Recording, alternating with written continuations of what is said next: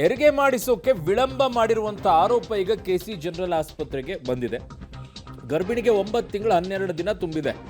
ಸಿಜರಿಯನ್ ಮಾಡಿಸೋಕೆ ಕುಟುಂಬಸ್ಥರು ಮನವಿ ಮಾಡಿದ್ದಾರೆ.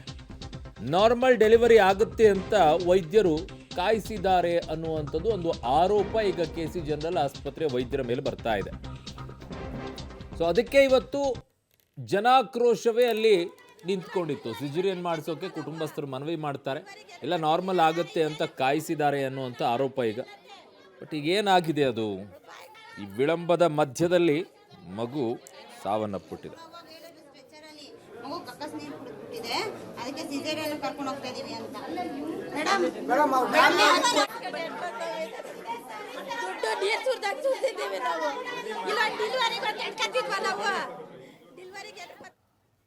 ನನ್ನ ಸಹೋದ್ಯೋಗಿ ಪವಿತ್ರ ಈಗ ನನ್ನೊಂದಿಗೆ ನೇರ ಸಂಪರ್ಕಕ್ಕೆ ಸಿಗ್ತಾ ಇದ್ದಾರೆ. ಪವಿತ್ರ, ಆಲ್ಮೋಸ್ಟ್ ಆಲ್ ಈ ರೀತಿಯಾದಂಥ ನಿರ್ಲಕ್ಷ್ಯವನ್ನು ವೈದ್ಯರುಗಳು ಮಾಡೋದಿಲ್ಲ, ಅದು ಸಿಜರಿಯನ್ ವಿಚಾರದಲ್ಲಿ ಮತ್ತು ನಾರ್ಮಲ್ ಡೆಲಿವರಿ ವಿಚಾರದಲ್ಲಿ. ಏನಾಯ್ತು ಇಲ್ಲಿ? ಇವ್ರು ಕರ್ಕೊಂಡು ಬರೋದು ತಡವಾಗಿದೆಯಾ ಅಥವಾ ಬಂದರೂ ಕೂಡ ಇವ್ರು ಸಿಜರಿಯನ್ ಮಾಡಿಲ್ವಾ? ಏನಾಗಿದ್ದು? ಅರುಣ್, ಈಗ ಕುಟುಂಬಸ್ಥರ ಪ್ರಕಾರ ಅವ್ರು ಹೇಳ್ತಾ ಇರುವಂಥದ್ದು ಡಿಸೆಂಬರ್ 3ನೇ ತಾರೀಕಿಗೆ ಆಕೆಗೆ 9 ತಿಂಗಳು ಕಂಪ್ಲೀಟ್ ಆಗುತ್ತೆ. ಸೊ ಕಂಪ್ಲೀಟ್ ಆದ ಬಳಿಕ ಅವರು ಡೆಲಿವರಿ ಡೇಟನ್ನು ಕೊಟ್ಟಿರುವಂಥದ್ದು ಮಾತ್ರ ನಿನ್ನೆಗೆ, ಅಂದರೆ ತುಂಬ ಡಿಲೇ ಆಗಿದೆ, 12 ದಿನ ಆಗಿದೆ. ಅದಕ್ಕಿಂತ ಮುಂಚಿತವಾಗಿ ಅವರಿಗೆ ನಾರ್ಮಲ್ ಆಗೋದಿಲ್ಲ, ಸಿಸೇರಿಯನ್ ಆಗುತ್ತೆ ಅಂತ ಹೇಳಿದರು. ಆದರೆ ಕಡೆ ಕ್ಷಣದಲ್ಲಿ ನಾರ್ಮಲ್ಗೆ ಡಾಕ್ಟರ್ಗಳು ಪ್ರಯತ್ನವನ್ನು ಪಟ್ಟಿದ್ರು. ಮೊದಲೇ ಡೆಲಿವರಿಗೆ ಡೇಟ್ ಡಿಲೇ ಆಗಿರೋದ್ರಿಂದ, ಇನ್ನೊಂದು ಕಡೆಗೆ ನಾರ್ಮಲ್ಗೆ ತುಂಬ ಹೊತ್ತು ಟ್ರೈ ಮಾಡಿರೋದ್ರಿಂದ ಮಗು ಸಾವನ್ನಪ್ಪಿರ್ಬೋದು, ಗಲೀಜು ನೀರು ಕುಡಿದಿದೆ, ಕೊನೆಗೆ ಸಾವನ್ನಪ್ಪಿದೆ ಅಂತ ಹೇಳ್ತಾ ಇದ್ದಾರೆ. ಸೊ ಹಾಗಾಗಿ ಇದು ವೈದ್ಯರ ನಿರ್ಲಕ್ಷ್ಯ ಅನ್ನುವಂಥದ್ದು ಕುಟುಂಬಸ್ಥರ ಮಾತು. ಸೊ ಕುಟುಂಬಸ್ಥರು ಕೂಡ ನಮ್ಮ ಜೊತೆ ಇದ್ದಾರೆ, ಅವರು ಕೂಡ ಬೆಳಗ್ಗಿನಿಂದಲೂ ಆಕ್ರೋಶವನ್ನ ವ್ಯಕ್ತಪಡಿಸ್ತಾ ಇದ್ದಾರೆ. ಅಮ್ಮ, ಈಗ ಕಂಪ್ಲೀಟ್ ಆಗಿ ವೈದ್ಯರ ನಿರ್ಲಕ್ಷ್ಯ ಅನ್ನೋದೇ ನಿಮ್ಮ ಆರೋಪ? ಅವಳದೇನೆ ತೊಂದರೆ ಮಾಡಿರೋದು, ಅವಳೇನೆ, ಇನ್ಯಾರು ಅಲ್ಲ. ನನ್ನ ಮಗಳೂ ಚೆನ್ನಾಗೇ ಇದ್ಲು, ಮಗನೂ ಚೆನ್ನಾಗಿ ಆಟ ಆಡ್ತಾ ಇತ್ತು. ನಾನೇ ನೋಡಿದ್ದೀನಿ, ಹಿಂಗೆ ಕದುಮಳು ಹೊಟ್ಟೆ ಮೇಲೆ ಮುಲ್ಕು ಅಂತ. ಅವಳಿಗೆ ನೋವು ಬರ್ತಾ ಇಲ್ಲ, ಏನು ಮುಲುಕ್ತಾಳೆ ಅವಳು? ಏನು ಮುಲುಕ್ತಾಳೆ ಹೇಳಿ? ಅದೇ ಸಿಜರಿಂಗ್ ಹೇಳಿದರು, ಯಾಕೆ ನಾವು ಹೇಳಿದ್ದಕ್ಕೆ ಸಿಜರಿಂಗ್ ಮಾಡಲಿಲ್ಲ ಅವರು? ಸಿಜರಿಂಗ್ ಮಾಡ್ದಲೇ ನಾರ್ಮಲ್ ಮಾಡ್ತೀವಿ ಅಂತ ಯಾಕೆ ಮಗ ಸಾಯಿಸೋದ್ಲಿ ಇವಾಗ? ಅದು ಬೇಕು ನಮ್ಗೆ, ಅವ್ಳ ಮೇಲೆ ಕ್ರಮ ತಗೋಬೇಕು. ಈಗ ಏನು ಹೇಳ್ತಿದ್ದಾರೆ ಆಸ್ಪತ್ರೆಯವರು?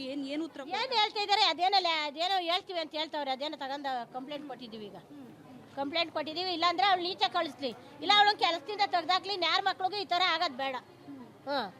ಇನ್ಯಾರ ಮಕ್ಳಿಗೂ ತೊಂದರೆ ಆಗೋದು ಬೇಡ. ನನ್ನ ಹೆಣ್ಮಕ್ಳಾದ್ರೇನು, ಇನ್ನೊಬ್ರು ಹೆಣ್ಮಕ್ಳಾದ್ರೇನು, ಯಾರಿಗೂ ಈ ಥರ ಕೆಸಿ ಜನರಲ್ಲಿ ಹಿಂಗೆ ಮಾಡೋದು ಬೇಡ.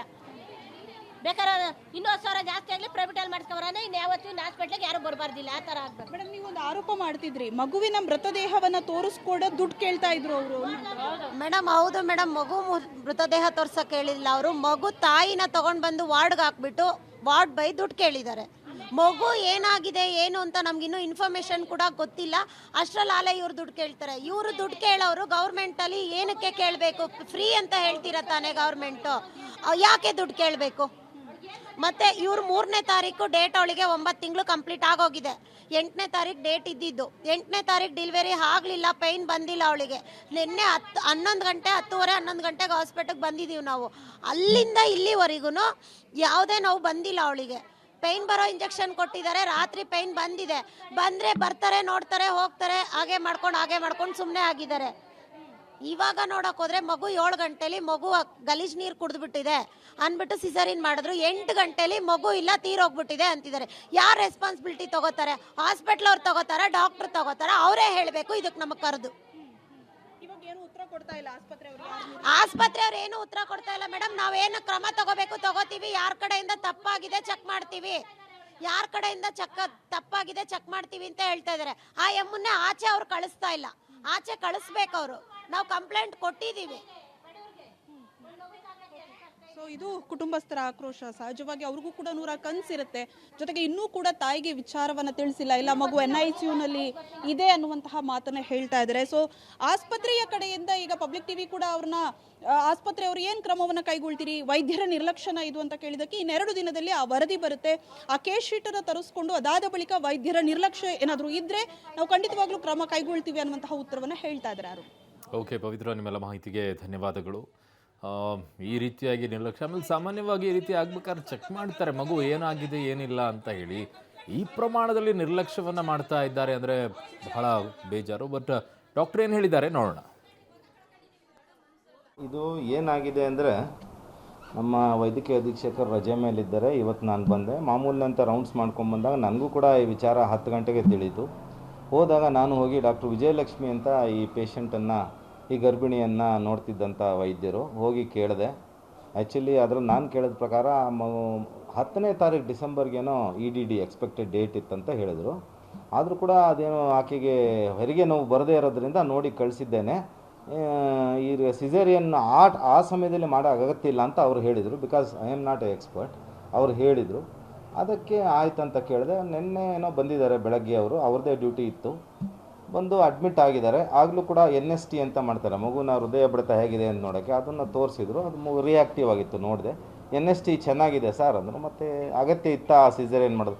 ಇಲ್ಲ ಸರ್, ಅಗತ್ಯ ಇಲ್ಲ, ಅಗತ್ಯ ಇದ್ದರೆ ಮಾಡ್ತಿದ್ದೆ ಅಂದರು. ನಿನ್ನೆ ರಾತ್ರಿ ಕೂಡ ಚೆನ್ನಾಗಿತ್ತು ಅಂದರು. ಬೆಳಗ್ಗೆ ಅರ್ಲಿ ಮಾರ್ನಿಂಗ್ 7 ಗಂಟೆಯಲ್ಲಿ ಡೆಲಿವರಿ ಪೇಯ್ನನ್ನು ಸ್ಟಾರ್ಟ್ ಆಗಿ ಮಗು ನಾರ್ಮಲ್ ಡೆಲಿವರಿ ಪ್ರೊಸೆಸ್ಸಲ್ಲಿ ಆಗಿಲ್ಲ. ಅದಕ್ಕೆ 7-7:30 ಅವರು OT ಕರ್ಕೊಂಡೋಗಿ ಅದನ್ನು ನಾನು ಸಿಸೇರಿಯನ್ ಸೆಕ್ಷನ್ ಮಾಡಿ ಹೆರಿಗೆ ಮಾಡಿದೆ. ಆವಾಗ ಮಗು ಹಾರ್ಟ್ ಬೀಟ್ ತುಂಬ ಫೀಬಲ್ಲಿತ್ತು. ಅದನ್ನು SNCUಗೆ ನಾನು ಶಿಫ್ಟ್ ಮಾಡಿದೆ ಅಂತ ಹೇಳಿದರು. ಇಷ್ಟು ನನಗೆ ಬಂದಂಥ ಮಾಹಿತಿ. ಅದಾದ ನಂತರ ಅಲ್ಲಿ ಆಮೇಲೆ 9 ಗಂಟೆಯಲ್ಲಿ ನನಗೆ